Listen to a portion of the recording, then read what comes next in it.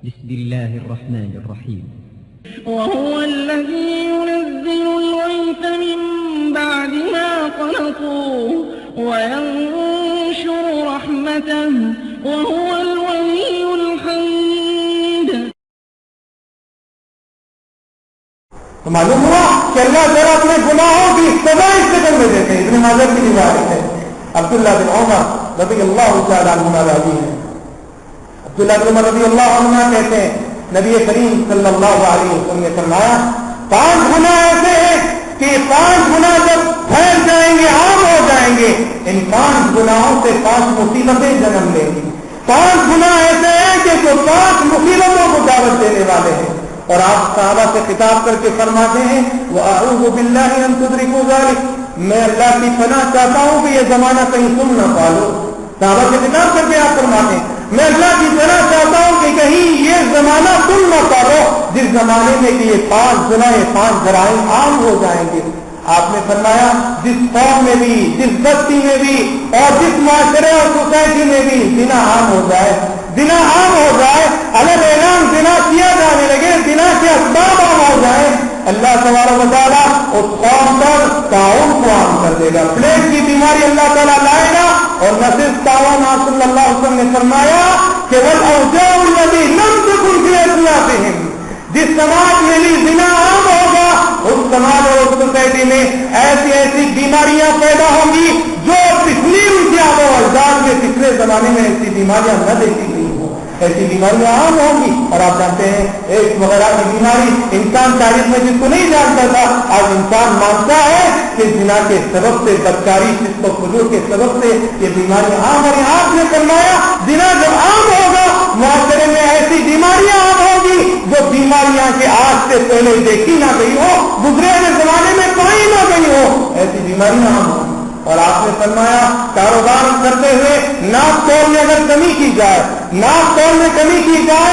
اور خریدنے والے کو اس کا پورا نہ دیا جائے اللہ تعالیٰ ایسے معاشرے پر جو ہے اللہ تعالیٰ قحطانی مسلط کر دیں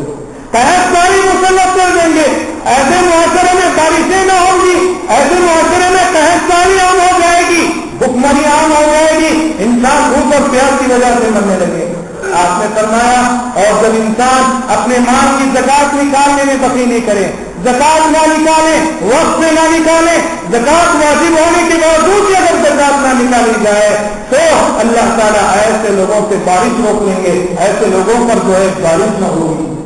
اور پھر نبی صلی اللہ علیہ وسلم فرماتے وَلَمْ يَنْقُضُوا عَهْدَ اللَّهِ وَرَسُولِهِ اور جو لوگ بھی اللہ تعالیٰ سے کیے ہوئے عہد و پیمان رسول اللہ صلی اللہ علیہ وسلم سے کیے ہوئے عہد و پیمان کی مخالفت کریں گے یعنی جس معاشرے میں بھی اللہ اور اس کے رسول کی مخالفت زیادہ ہونے لگے گی اللہ کے نبی فرماتے ایسے لوگوں پر اللہ تعالیٰ دشمن کو مسلط کر دے گا.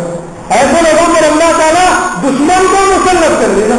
کتنی بڑی بات ہے کہ جب اللہ اور اس کے رسول کی نافرمانی ہوگی ہم جو اللہ تعالیٰ سے اپنی دعاؤں میں وعدہ کرتے ہیں ہم اللہ سے وعدہ کرتے ہیں پروردگارا ہماری اس مصیبت کو دور کر دے ہم تیری اطاعت کریں گے. ہماری اس بیماری کو دور کر دے ہم دیندار بن جائیں گے نمازی بن جائیں گے.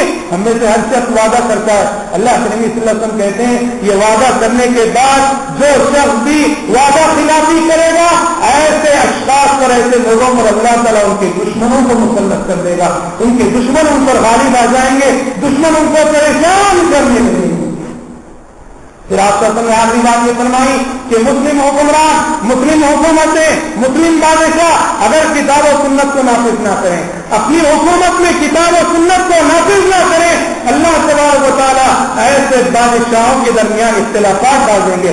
ایسے حکومتوں کے درمیان اختلافات ڈال دیں گے اور ایسی حکومتیں باہم ایک دوسرے سے الجھنے لگیں گی. ایک دوسرے کے خلاف سازشیں کرنے لگیں گی. ایک دوسرے کے خلاف ایک دوسرے کی مخالفت پر آمادہ ہو جائیں گی.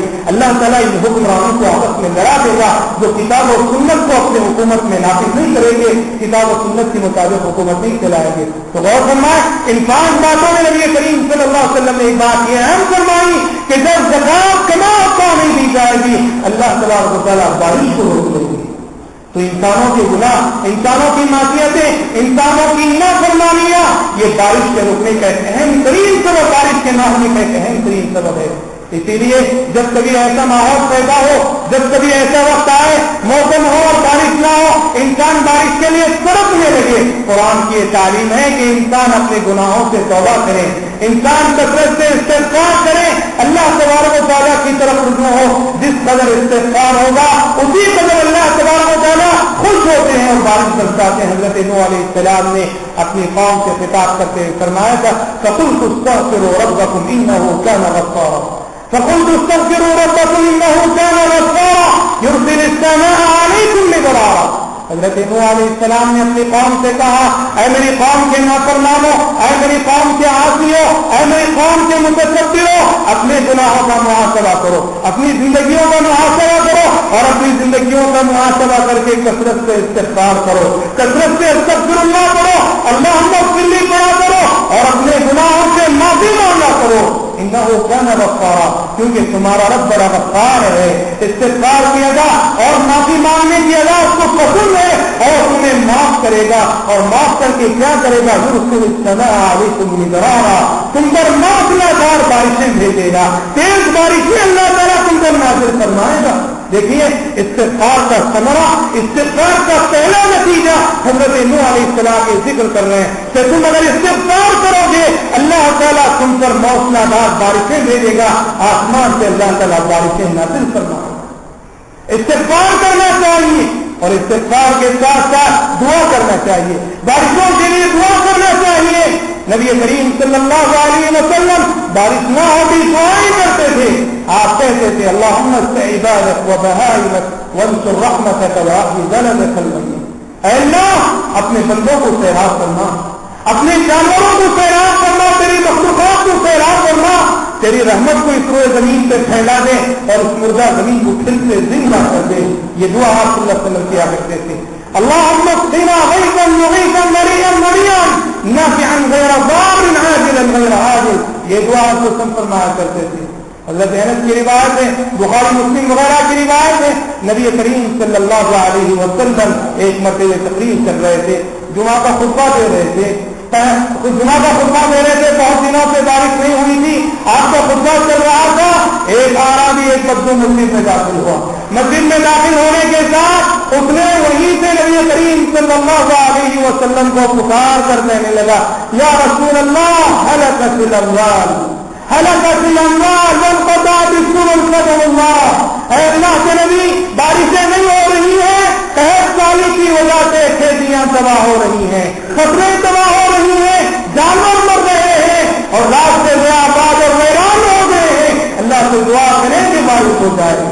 جیسے اس بدو نے کہا نبی کریم صلی اللہ علیہ وسلم منبر پر کھڑے کھڑے آپ نے اپنے ہاتھ اٹھا دیے، منبر پر کھڑے کھڑے ہی آپ نے اپنے ہاتھ اٹھا دیے اور کہنے لگے اللہم اغثنا اللہم اغثنا اللہم اغثنا، اور ایک دوسری روایت میں آپ فرمانے لگے اللہم طیبا نافعا اللہم طیبا نافعا، پروردگارا ہم پہ باران رحمت نازل فرما، اے اللہ ہم پر نفع بخش بارش نازل فرما۔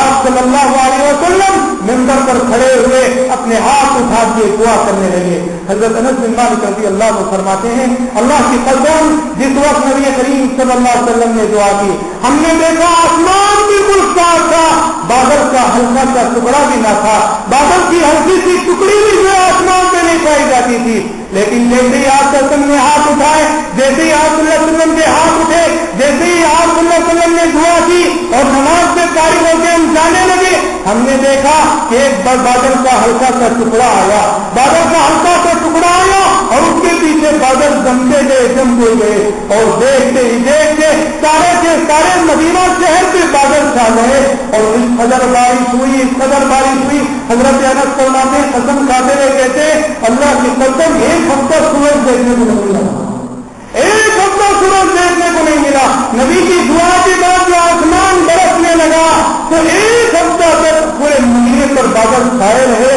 اور ایک ہفتہ تک وقفے سے بارش ہونے لگی اور بے دریغ بارش ہونے لگی، بے انتہا بارش ہونے لگی۔